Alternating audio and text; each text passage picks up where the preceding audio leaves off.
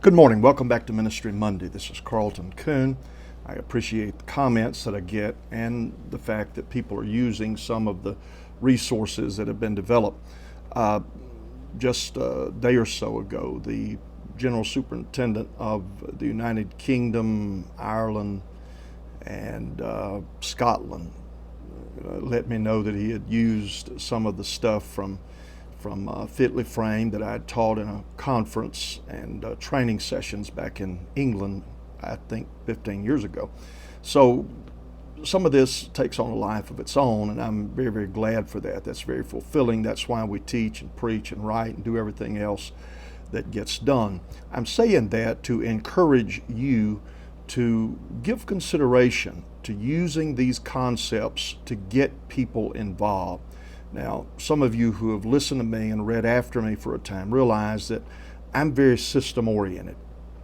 I don't do well if I'm just kind of freelancing and flying by the seat of my pants and trying to figure things out at the last minute. I need to have a structure. I need to have things that I know work, and then we work that system and are constantly attempting to improve it.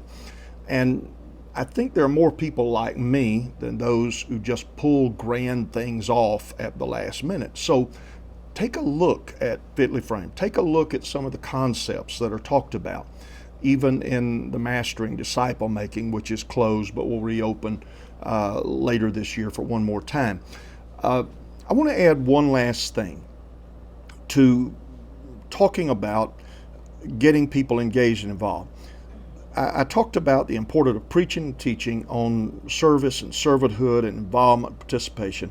I have addressed the importance of having some structured, consistent, ongoing teaching that is given to newcomers to the church that helps them discover and helps us discover what their passion and also what their motivational gifts are.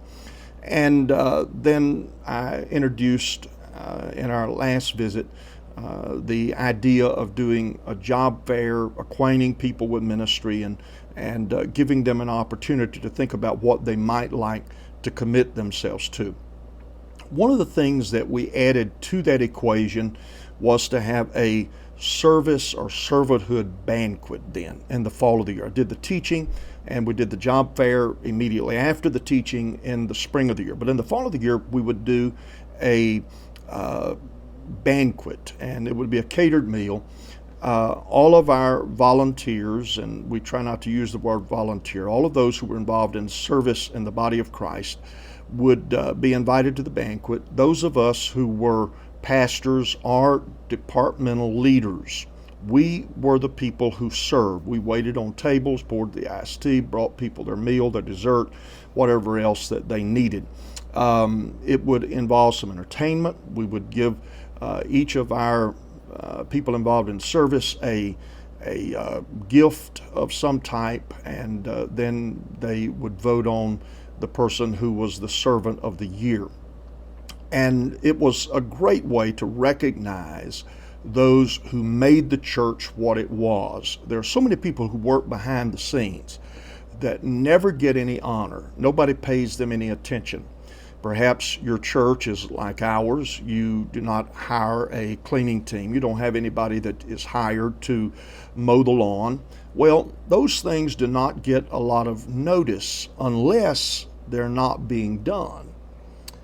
And at that juncture, it bounces all the way up to the pastor's desk, and somebody says, wait a minute, there's no paper in the restrooms, and it looks like you could cut our hay and turn it into grass. And suddenly it becomes a very negative thing. But what you can do with this servanthood banquet is you can give honor to those who truly deserve to be honored.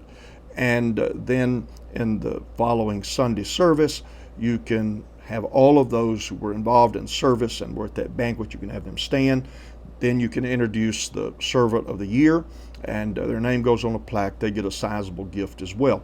Again, system, structure, repeated. Do it again, do it again, do it again. And as you do it again, you get better at what you're doing.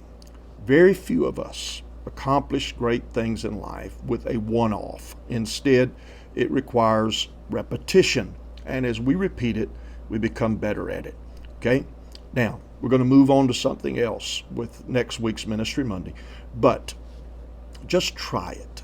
Give it a shot. Use it for 3 years. See what happens. God bless.